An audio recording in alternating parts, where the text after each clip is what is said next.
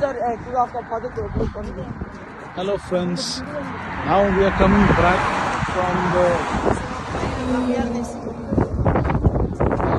Firework International Festival in Seoul, in Yeoju, and here we are, and it's a bridge, some 3 or 4 parallel bridges are there.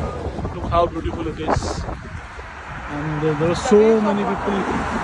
You can see over there, this is all from Korea, and we'll also share the